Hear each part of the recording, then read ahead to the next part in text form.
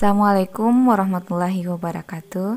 Selamat bertemu kembali dalam pembelajaran Matematika Peminatan kelas 12. Tujuan pembelajaran kita diharapkan siswa dapat menggunakan uji hipotesis dalam pengambilan keputusan. Uji hipotesis adalah cabang ilmu statistika inferensia yang dipergunakan untuk menguji kebenaran suatu pernyataan secara statistik dan menarik kesimpulan apakah menerima atau menolak pernyataan tersebut. Pernyataan atau asumsi sementara yang dibuat untuk diuji kebenarannya tersebut dinamakan hipotesis atau hipotesa.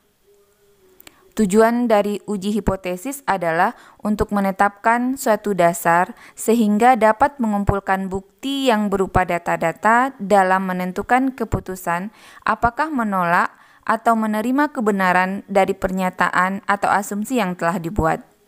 Uji hipotesis juga dapat memberikan kepercayaan diri dalam pengambilan keputusan secara objektif. Contoh dari pernyataan hipotesis yang harus diuji kebenarannya antara lain, mesin solder 1 lebih baik dari mesin solder 2, atau metode baru dapat menghasilkan output yang lebih tinggi, atau bisa juga bahan kimia yang baru aman dan dapat digunakan. Pengambilan keputusan dalam uji hipotesis ditemukan dua kemungkinan kesalahan. Pertama, kesalahan tipe 1 atau tipe 1 error, yaitu kesalahan yang diperbuat apabila menolak hipotesis yang pada hakikatnya adalah benar. Probabilitas kesalahan tipe ini biasanya disebut dengan alpha risk atau resiko alfa. Alpha risk dilambangkan dengan simbol alfa. Yang kedua, kesalahan tipe 2 atau tipe 2 error, yaitu kesalahan yang diperbuat apabila menerima hipotesis yang pada hakikatnya adalah salah. Probabilitas kesalahan tipe 2 ini biasanya disebut dengan beta risk atau risiko beta. Beta risk dilambangkan dengan simbol beta. Dalam pengujian hipotesis, kita perlu membuat dua pernyataan hipotesis, yaitu yang pertama pernyataan hipotesis 0 atau H0. Adalah pernyataan yang diasumsikan benar kecuali ada bukti yang kuat untuk membantahnya. Kemudian selalu mengandung pernyataan sama dengan, artinya tidak ada pengaruh atau tidak ada perbedaan. Dilambangkan dengan H0.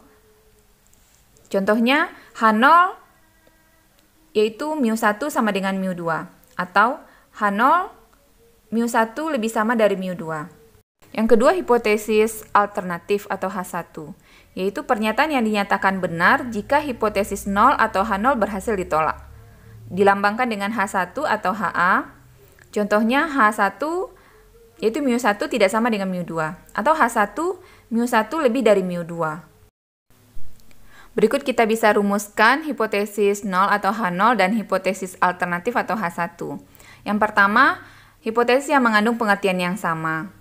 Ya, di mana H0 itu mu sama dengan mu0, maka H1 mu tidak sama dengan mu0. Atau H0 adalah mu sama dengan mu0, maka H1 mu kurang dari mu0. Atau bisa juga H0 itu mu sama dengan mu0, maka H1 mu lebih dari mu0. Yang B, hipotesis yang mengandung pengertian maksimum. Misalnya H0 kita ambil mu lebih sama dari mu0, maka H1 mu kurang dari mu0. Dan yang ketiga, hipotesis yang mengandung pengertian minimum, yaitu H0 adalah mu kurang sama dari mu0, maka H1 adalah mu lebih dari mu0. Berikutnya menghitung nilai statistik uji. Nah, ini berdasarkan jumlah sampel. Jika ukuran sampel itu lebih dari 30, maka kita gunakan statistik ujinya Z, di mana Z itu adalah X bar kurang mu per tau dibagi akar N. Z itu berdistribusi normal baku. Berikutnya kalau N-nya itu kurang dari 30, maka statistik ujinya kita pilih T student. Di mana T itu adalah X bar kurang mu0 per S dibagi akar N. Selanjutnya, cara menentukan daerah kritis. Daerah kritis disimbolkan dengan DK, yaitu daerah penolakan. DK ditentukan berdasarkan rumusan H1 dan tingkat signifikan alfa yang dipilih. Pertama, misalnya kita rumuskan H1 itu adalah mu tidak sama dengan mu 0. Maka H0 ditolak jika pertama, Z hitung kurang dari negatif Z tabel dengan signifikan alfa per 2. Atau Z hitung besar dari nilai Z tabel. Atau bisa juga dengan perhitungan T, nilai T kurang dari negatif T tabel. Atau T hitung besar dari T tabel. Bisa juga bentuk lainnya, misalnya yang B, H1 itu kita rumuskan mu lebih dari mu 0. Maka H0 ditolak jika nilai Z hitung lebih dari nilai Z tabel untuk taraf signifikan alfa. Atau menggunakan perhitungan T, maka T hitung lebih dari T tabel. Bentuk lainnya, H1 menyatakan mu kurang dari mu 0. Maka H0 ditolak jika nilai Z kurang dari min Z tabel. Atau perhitungan T, T kurang dari T hitung, kurang dari negatif T tabel. Cara menentukan keputusan uji. Keputusan uji diambil berdasarkan letak nilai statistik uji pada daerah kritis. Jika nilai statistik uji di dalam daerah kritis, H0 ditolak. Sebaliknya, jika nilai statistik uji di luar daerah kritis, maka H0 diterima.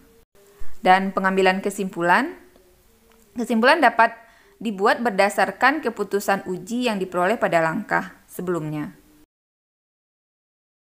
Kita lihat contoh. Seorang pengusaha ingin mencari sebuah mesin produksi yang mampu memproduksi barang rata-rata 15 unit per jam. Pengusaha mendapat informasi bahwa mesin A dapat memproduksi barang rata-rata paling sedikit 15 unit per jam.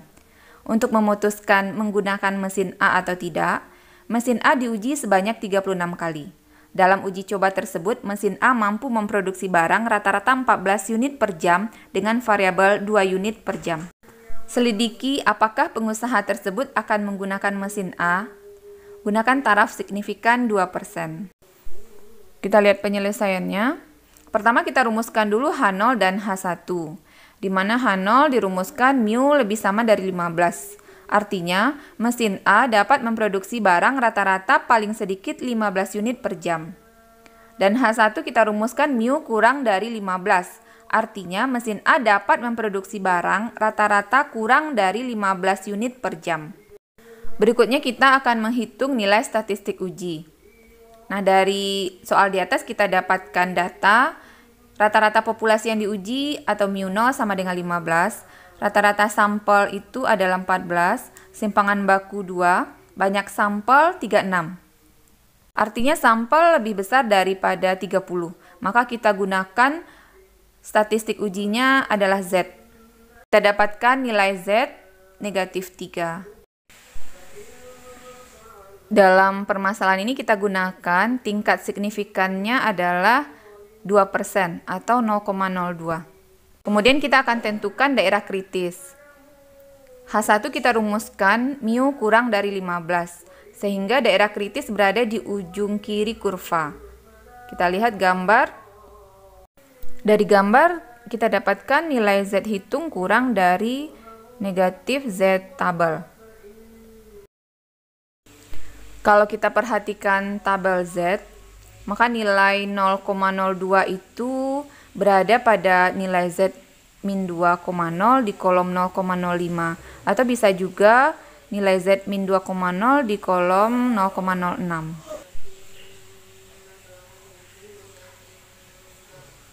Jadi dari tabel diperoleh peluang Z kurang dari min 2,05 adalah 0,0202 dan peluang Z kurang dari min 2,06 adalah 0,197. 0,02 lebih dekat ke bilangan 0,02. Jadi dapat kita ambil nilai Z itu sama dengan min 2,05. Artinya diperoleh daerah kritis Z kurang dari min 2,05. Nilai Z hitung kurang dari nilai Z tabel. Artinya negatif 3 itu berada di dalam daerah kritis. Sehingga keputusannya H0 ditolak. Kesimpulannya, Uji hipotesis, mesin A dapat memproduksi barang rata-rata kurang dari 15 unit per jam. Karena itu, maka pengusaha tidak akan menggunakan mesin A. Demikianlah pembelajaran kita ini. Mudah-mudahan bermanfaat. Sampai bertemu pada pembelajaran berikutnya. Assalamualaikum warahmatullahi wabarakatuh.